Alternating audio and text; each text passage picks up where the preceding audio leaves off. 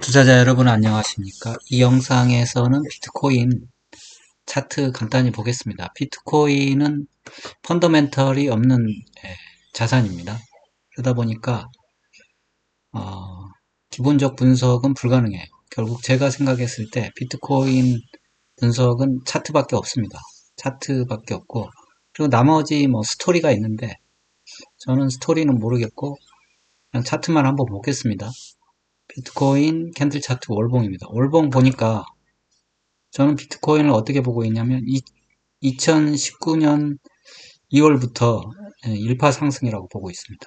여기서 1파 상승했고 2020년 어디까지 봐야 될지 애매하긴 한데 2020년 3월까지 2파 조정, 그리고 3파 상승이 21년 4월까지 3파 상승했고, 그 다음에 4파 조정입니다. 4파 조정이 22년 12월까지 4파 조정이 나왔어요. 4파 조정이 꽤 길었어요. A, B, C 이렇게 이런 방식으로 조정을 했고, 그 다음부터 이제 5파 상승이 나왔는데 5파 상승이 24년 3월까지 진행됐다고 보고 있습니다.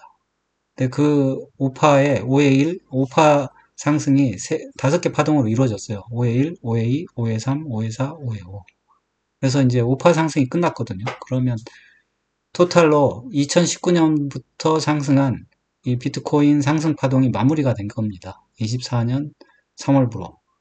그러면 이제 어느 정도 조정을 거치고 그 다음에 이제 재차 상승에 들어가든지 해야 되는데 2019년도부터 24년도까지 5년간 상승을 했는데 이게 몇 달 조정해서 금방 끝날 문제는 아니에요. 적어도 상승한 기간의 3분의 1 내지 절반.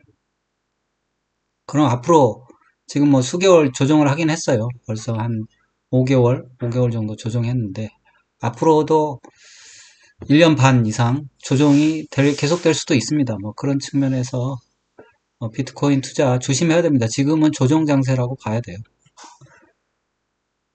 주봉으로 한번 볼게요. 주봉으로 보고 현재 위치를 다시 한번 살펴보도록 하겠습니다. 주봉으로 보면 똑같아요. 여기서 보면 주봉으로 봐도 월봉이랑 비슷하게 파동을 헤아릴 수 있는데 좀 더 자세히 헤아릴 수가 있습니다. 2019년도부터 1파 상승, 20년 3월까지 2파 조정, 그 다음에 여기죠. 21년 4월까지 3파 상승, 그 다음에 22년 10월까지 봐야 되겠네요. 11월까지 4파 조정, 4파 조정에 A, B, C 나왔고, C 파동이 1, 2, 3, 4, 5, 5개 파동으로 정확하게 이루어졌죠.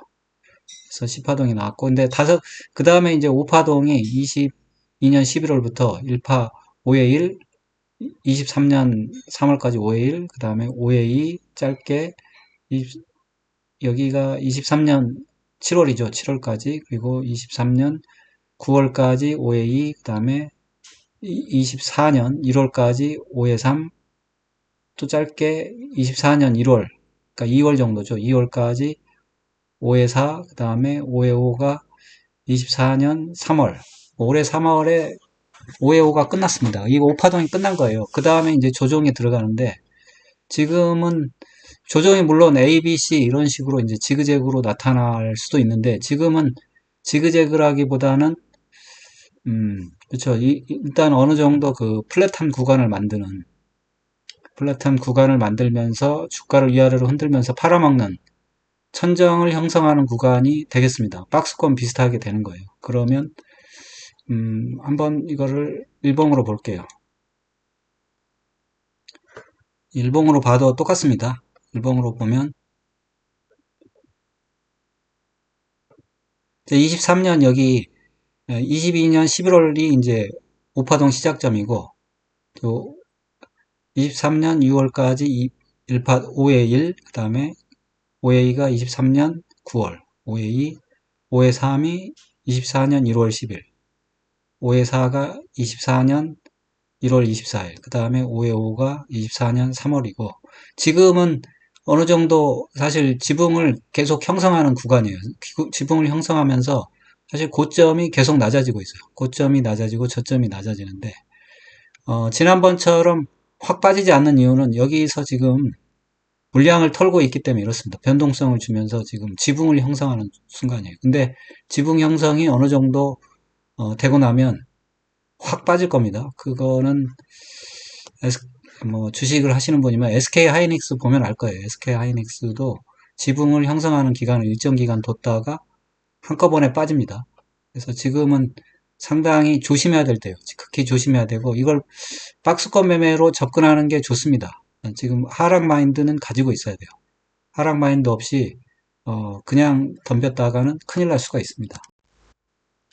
지금 보면 24년 3월 13일이 고점이었어요. 이거 달러 지수인데 원화로 보면 차트가 잘 맞지 않습니다. 왜냐하면 이게 비트코인이 주로 이제 달러 베이스로 거래가 되는데 원화로 하게 되면 우리나라랑 미국의 그 원달러 환율의 영향 때문에 차트가 제대로 보여지질 않습니다. 그래서 달러 베이스로 보는 게 좋고 3월 13일에 고점을 쳤고 천정을 만들고 이제 변동성을 주면서 물량을 팔아먹으면서 저점을 24년 5월 1일에 만들었어요. 만들었는데 그 다음에 다시 반등을 했는데 반등한 고점 7만 1,800불이죠. 800불이 이전 고점 73,900불을 돌파하지 못했습니다. 그리고 미끄러졌는데 이번엔 저점이 지난번 저점을 깼어요. 56,700불이 저점이었는데 그 다음 저점은 53,100불이 저점입니다. 그 다음에 반등에는 또 고점이 낮았어요. 7만 불로 저점이 낮아졌고 이번에 고점이 낮아졌고 이번에 하락은 상당히 컸죠. 상당히 컸고 거래량도 제법 실렸는데 이게 거의 46,900불. 지금 고점 대비 거의 얼렁뚱땅 30% 이렇게 조정이 나온 겁니다. 얼렁뚱땅 30% 조정이 나왔고 더더군다나 지금 이번에 조정은 상당히 짧았어요. 지난번에 반등 주고 떨어진 것보다. 그래서 조정의 그렇죠. 진폭도 지금 짧아지고 있으니까 주의를 해야 된다. 그러면 이걸 어떻게 대응해야 되느냐? 박스권으로 대응하면 됩니다. 근데 지난번에도 보시면 알지만 저점 잡고 매수타점, 그러니까 저점 잡고 봉우리를 하나 만들고 봉우리를 돌파하면 매수할 수 있습니다. 그런데 고점 근처에 이르르면 또 고점을 형성하거든요. 고점 근처에 이르러서 고점을 형성해서 5일선이나 이런 걸 11선 이탈할 때 매도를 해줘야 됩니다. 고점 근처에서 매도를 해줬다가 기다리고 있다가 다시 저점 형성하기를 기다려야 돼요. 저점 형성해서 반등한 다음에 5일선 회복하고, 빨간색이 5일선이겠지만 5일선 회복하고 작은 봉우리 쌍바닥을 만들면서 또 고점 매수타점을 돌파할 때 매수했다가 재차 또 봉우리 형성해서 5일선 이탈하면 그때 또 매도를 해줘야 됩니다. 근데 이게 고점이 계속 낮아지고 있기 때문에 그 고점까지 가지 않는다는 사실을 인지를 해야 돼요. 인지를 하고 매도를 해줘야 돼요. 그리고 매도를 해줘야 이런 저점을 당하지 않습니다. 그리고 지금은 어느 정도 이제 또 저점을 잡은 거잖아요. 그런데 이게 지난번 고점에 비해서 너무 높아요. 지금 고점이. 여기 돌파해서 매수하는 순간 바로 손절을 해야 될 수도 있어요.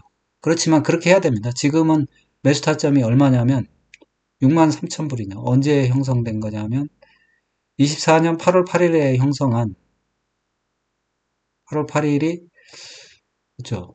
8월 8일 목요일이네요. 목요일에 형성한 63,351불을 돌파했을 때 매수하되 여기를 사실 도로 이탈해버리면 손절 라인을 정해두고 하는 게 좋습니다. 손절 라인은 저점이겠죠, 여기. 이번에 지지받은 59,362불. 손절 라인도 설정해 두되, 돌파한 다음에 또 고점을 형성하면 매도를 해야 되는 그런 상황이 되겠습니다. 비트코인이 상당히 지금 장기 투자 이렇게 하기에는 적합하지 않아요. 지금 비트코인이 지금 고점이 낮아지고 이걸 스패너로 줄이면 이게 변동성이 상당합니다. 고점이 계속 낮아지고 저점도 낮아지는. 근데 저점이 낮아지는 속도가 커요. 그래서 지금 이러다가 한 번에 훅 빠질 수 있습니다. 이런 게 반복이 되다가. 그래서 지금은 극도로 주의해야 될 때다.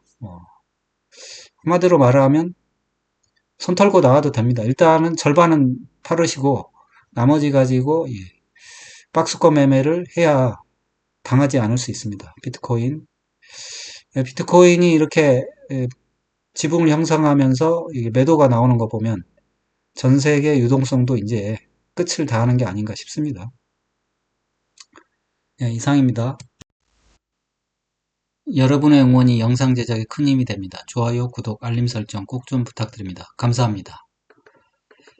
그리고 모든 투자의 책임은 투자자 본인에 있습니다. 투자는 각자 개인의 판단하에 투자하시기 바랍니다.